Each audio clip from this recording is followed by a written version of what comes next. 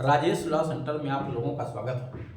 आज हम लोग चर्चा करेंगे कि SC/ST एक्ट की धारा 3(2)(वी)(ए) या जिसको 325 का भी कहते हैं, ये कब लगती है? क्योंकि ये थोड़ा सा कंफ्यूजन है लोगों में, चाहे किसी भी वर्ग से लोग आते हों। ये 325 का कब लगती है? हम व्यवहार में इसको 3(2)(वी)(ए) भी बोल सकते हैं, बट ये है वास्तव में धारा 3 की उपधारा 2 का खंड 5 का कब, क्योंकि ये 5 तो पहले से था ही, 2016 में ए को जोड़ा गया इसी, तो 3(2)(5) का इसको बोलते हैं, या 3(2)(वी)(ए) भी व्यवहार में बोलते हैं। ठीक है, ये धारा कब लगाई जाती है? यह धारा कब लगाई जाती है, इतना हमें ध्यान देना है। इस धारा के लगने का प्रभाव क्या है? इस धारा के लगने पे बेल मिलेगा कि नहीं? इस धारा के लगने पर गिरफ्तारी होगी कि नहीं? मैं इस बात पे यहाँ पे बहुत ध्यान नहीं दूंगा। ध्यान इस पे देना है कि ये धारा कब कब लगाई जाती है। अगर किसी FIR में किसी व्यक्ति के विरुद्ध लगा दी गई है, तो वह FIR में अन्य धाराओं से ये चेक कर सकते हैं कि ये धारा सही लगी है या गलत लगी है, या किसी FIR में दी गई तहरीर के आधार पर यह धारा नहीं लगाई गई है, तो पीड़ित भी अपनी तहरीर को देख करके ये समझ सकता है, या FIR में लगाई गई धारा को देख के समझ सकता है कि यह धारा लगनी चाहिए थी या नहीं लगनी चाहिए थी। चलिए एक एक करके चर्चा करेंगे। इसमें मैंने दोनों एक्टों का उल्लेख कर दिया।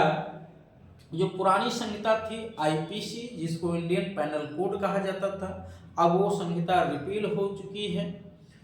उसकी जगह पे नई संहिता आ गई है, भारतीय न्याय संहिता BNS, जिसको कहते हैं, 2023 का है। पुरानी धारा कौन कौन थी जिसके लगाए जाने पे लगती थी, और अब नई धारा अगर किसी FIR में लगी है, ये धाराएं, तो इनमें ये क्या कब लगेगी कब नहीं लगेगी। तो मैं यहाँ पुरानी धारा भी लिख दिया हूँ और इसी के समकक्ष यहाँ नई धारा लिख दिया हूँ। मैं एक एक करके इसको समझा दे रहा हूँ कि इन धाराओं में है क्या। ठीक, हाँ, एक बात बता दें आप लोगों को कि किसी भी व्यक्ति को कोई भी लीगल जानकारी लेना है, यानी कोई विधिक परामर्श किसी भी विषय पे लेना है, चाहे वो SC/ST से जुड़ा हुआ अपराध हो, चाहे कोई उत्तराधिकार से जुड़ा हुआ मामला हो, या कोई अन्य आपराधिक मामला हो, आप इस दिए गए नंबर पे संपर्क करके अपनी सुविधा अनुसार जानकारी ले सकते हैं। उसकी जो उचित फीस होगी वो आपको करना पड़ेगा। चलिए, अब यहाँ पे सबसे पहले हम आते हैं एक्ट। देखिए SC/ST एक्ट है 1989 का है, ये कानून 1989 में बनाया गया था। आइए देखते हैं पुरानी धाराएं क्या। 147 120 का है, ये है कॉन्स्पिरेसी, षड्यंत्र रचना। अगर कोई भी व्यक्ति किसी भी अपराध को करने के लिए कॉन्स्पिरेसी रचता है, षड्यंत्र रचता है, यानी दो लोग सहमत होते हैं किसी अपराध को करने के लिए, या उसमें किसी तरह से कोई मदद वगैरह पहुंचाते हैं, तो ये 120 खा का अपराध होता है। अगर किसी व्यक्ति पे 120 खा का मुकदमा दर्ज है, तो उस पे 3(2)(वी)(ए) भी लगाए जाने का ग्राउंड है, ध्यान दीजिएगा, या 3(2)(5) का भी, दोनों में से चाहे जो। अगर आप इंग्लिश में लिखते हैं तो ये लिखना है, हिंदी में लिख रहे हैं तो ये लिखना है आप। ठीक, इसके समकक्ष अगर कोई नई धारा है, ठीक है, नई धारा लग गई 61(2), तो 61(2) आ गई है। 120 खा जो पुरानी धारा थी IPC में, वो BNS में 61(2) हो गई है। उसके बाद 142, 43, 44 है, ये सब क्या धारा है? अगर कोई व्यक्ति विधि विरुद्ध जमाव करता है, उस जमाव में भाग लेता है, या बल या हिंसा का प्रयोग किया जाता है जहां संख्या 5 या अधिक हो, या कभी कभी आप लोग देखें कि मारपीट में 4-5 लोग मिलके मारने आते हैं, तो वहां भी ये धाराएं 143, 146, 47 के अपराध बनते हैं। तो अगर किसी अपराध में 143, 42, 44, 45, 47, 48 ये धाराएं लगी हुई हैं, जो उसके समक्ष 189, 191 हो गई है, 142 से 148 में अब नई संहिता में मात्र 2 धाराएं 189 से 191, 191, 146, 47, 47 के लगाए जाने पे लगती है और 142, 43, 44, 45 अगर लगी है तो नई संहिता में धारा 189 उसकी जगह लगाई जाती है। अब ये अलग की बात है कि इसी में उपधारा बना दिया गया, उपधारा 1, 2, 3, 4 करके लिखा होगा।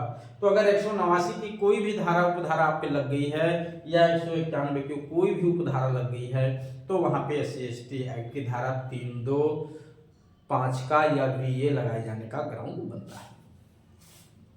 उसके बाद 255 यहाँ पे लिखा हुआ है, 255 यानी 217 के लिए लिखा हुआ। अगर 217 पुरानी धारा किसी पे लगी है तो उसी जगह जो है 255 नई संहिता की धारा वही लगी है तो वहां भी ग्राउंड बनेगा। 323, 324, 325 ये सब मारपीट की धाराएं हैं, ध्यान दीजिएगा।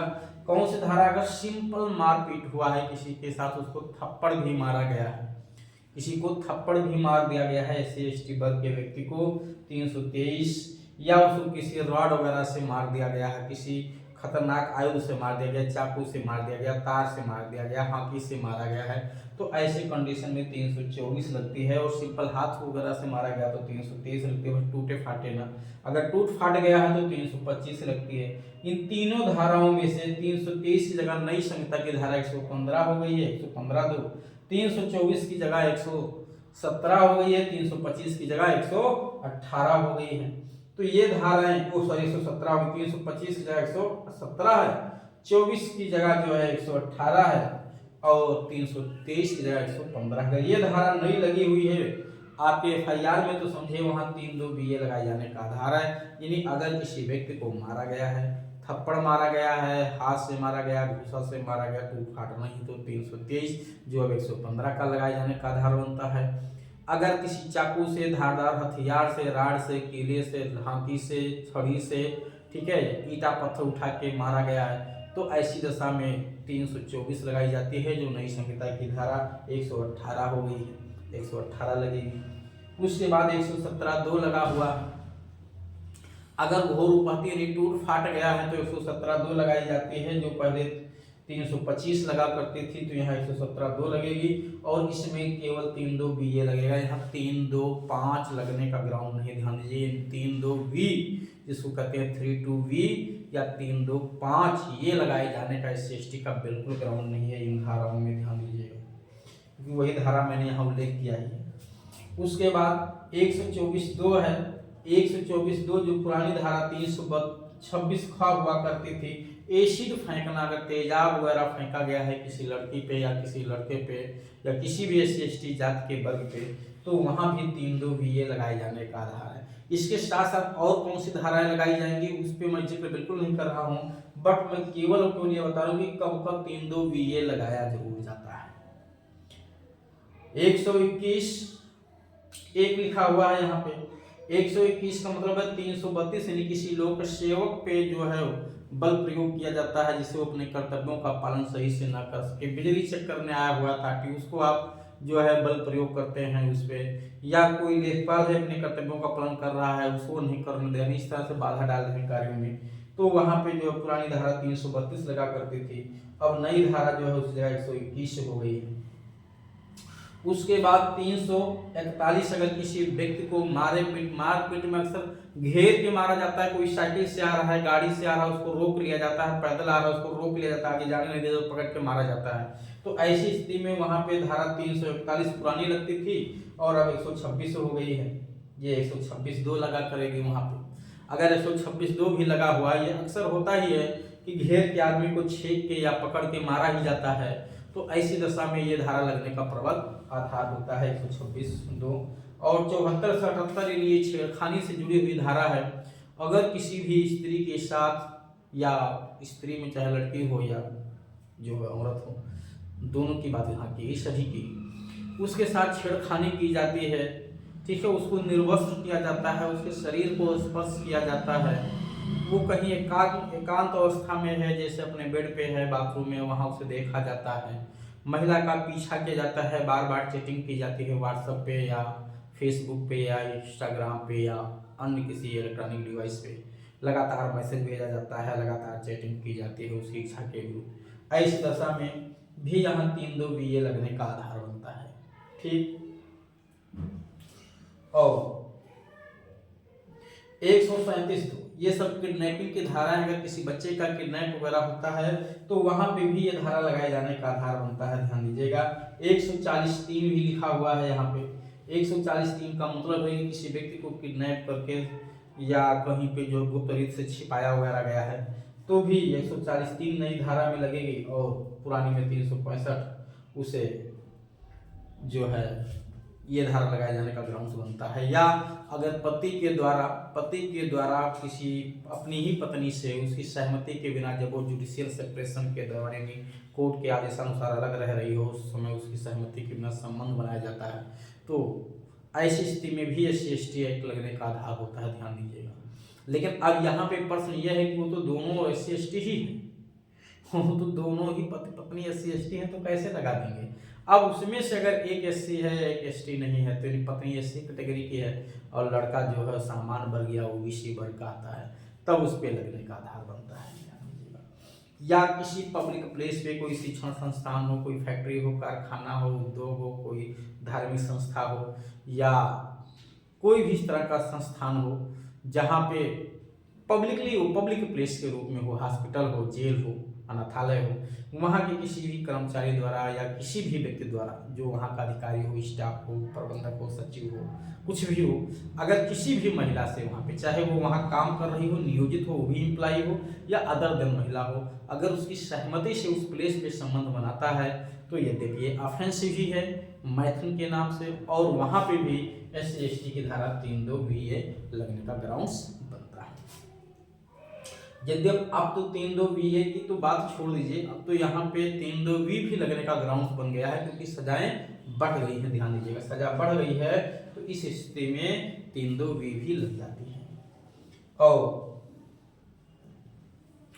उसके बाद 447 ये आपराधिक अत्याचार है। किसी व्यक्ति की इच्छा के विरुद्ध, उसकी सहमति के विरुद्ध उसके परिसर में दरवाजे पे प्रवेश करना, घर में, आंगन में, चारदीवारी में, खेत वगैरह में प्रवेश करना 447 का अपराध होता है। और अब जो है उसकी जगह ये धारा आपका 329(3) लगाई जाएगी। 351 धमकी देने पे लगती है, स्त्री का अनादर किया जाता है तो वहां पे 79 लगती है, यहाँ पे भी 3(2)VA लगाए जाने का आधार है। अब ये कब नहीं लगेगा व्यवहार में जरा समझिएगा आप लोग कि अगर किसी व्यक्ति को अनुसूचित जात जनजाति का वर्ग का व्यक्ति है और उसके साथ केवल गाली गलौज हुई है, ना तो उसे कोई धमकी दी गई ना उसके साथ मारपीट हुई है, तो आप गाली गलौज की धारा लगा देंगे, SC/ST की गाली गलौज से जुड़ी हुई अन्य धारा लगा देंगे, लेकिन 3(2)VA या 3(2)5 का नहीं लगाई जाएगी। क्यों? क्योंकि 352 में जो 504 हुआ करती थी पहले, अब 352 हो गई है। वो धारा केवल अगर FIR में लगी हुई है, यदि केवल FIR तो होगी नहीं, लेकिन SC/ST वर्ग का व्यक्ति तो उसमें FIR लॉन्च हो जाएगी, तो 3(2)VA वहां पे नहीं लगेगा, ध्यान दीजिएगा। अब 3(1)दा लगा लीजिए, धा लगा लीजिए, 3(1)RS जिसको इंग्लिश में कहते हैं वो लगा दीजिए SC/ST का, लेकिन 3(2)VA नहीं लगेगा। तो उम्मीद है कि आप लोगों को ये बात निश्चित तौर से समझ में आ गई होगी कि 3(2)VA कब कब लगाया जाता है, कब नहीं लगाया जाता। अगर ये धाराएं नहीं बन रही है या ये धाराएं आपने FIR में नहीं मेंशन की है तो 3(2)VA मत लगाइएगा। अगर आपने लगा दिया, खास तौर से पुलिस अधिकारी की बात मैं कर रहा हूँ, अगर आपने ये धारा मेंशन कर दी तो आपको डांट कोर्ट में निश्चित तौर से पड़ेगी और जो उधर का अधिवक्ता है वो भी आपको हड़काएगा और आपसे पूछेगा साहब इन्हीं से पूछिए ये धारा कब लगाई जाती है। इनको ये भी नहीं पता है कि धारा कब लगाई जाती है कब नहीं लगाई जाती है, इन्होंने कैसे विवेचना सही से किया होगा। तो निश्चित तौर से आप शर्मिंदा होंगे, सर झुकाना पड़ेगा। तो आप धाराओं को लगाते समय या तो खुद पढ़ लीजिए अच्छे से कानून को, नहीं समझ में आ रहा है तो निश्चित तौर से इस वीडियो को देखिए, उसके बाद भी अगर दिक्कत आती है तो आप निश्चित तौर से मुझसे संपर्क कर लीजिए। मैं आपको सही मार्ग बताऊंगा, सही गाइडलाइन दूंगा कि किस कंडीशन में कौन सी धारा लगाई जाती है। तो उम्मीद है आप लोगों को ये बात समझ में आई होगी। आप इससे जुड़े हुए अन्य वीडियो भी, बहुत सारे वीडियो आप लोगों ने मेरे चैनल पे देखा होगा, कम से कम सैकड़ों वीडियो SC/ST के पड़े हुए हैं जो किसी भी यूट्यूबर ने इस तरह से वीडियो नहीं डाला होगा SC/ST से जुड़ा हुआ। मैंने कुछ भी नहीं छोड़ा है 100 वीडियो पड़े हुए हैं, 100 से ज़्यादा हैं SC/ST के, तो समझिए कम से कम वो 100 चीज़ों को अलग अलग बता रहे होंगे। SC/ST में कोई बहुत बड़ी एक कानून तो है नहीं, तो बहुत कुछ चीज़ें उस वीडियो में कवर है, आप वहां से देख के जानकारी ले सकते हैं। उसके बाद भी कोई बात नहीं समझ में आती या कंफर्म करना चाहते हैं कि सर ने जो बताया है वो सही है कि नहीं, तो भी आप लोग मुझे कॉल करते हैं, ठीक। लेकिन उसकी एक चार्ज लगाई जाती है, एक फीस आपको देनी पड़ती है। कुछ लोग तो ऐसे भी हैं, कहते हैं सर क्या भरोसा, कहीं आप फ्रॉड ना कर रहे हो, तो ठीक है। अगर आपको लगता है कि फ्रॉड है तो फिर आप अन्यथा भी संपर्क कर सकते हैं, खुद कानून पढ़ सकते हैं, कोई ज़रूरी नहीं है, ठीक है। लेकिन यकीन है, विश्वास है तो आप कॉल करिए, निश्चित तौर से आपको जानकारी दी जाएगी। और पता नहीं हजारों लोग ने तो लाभ लिया ही होगा, लगातार फ़ोन आते रहते हैं, सब संपर्क करते रहते हैं, फ़ायदा उनको होता है, लोग पलट के भी फ़ोन करते हैं। आप हमारे चैनल पे कमेंट्स बॉक्स में जाके कमेंट्स को देखेंगे तो उसमें से आपको 90% कमेंट्स पॉजिटिव ही मिलेंगे।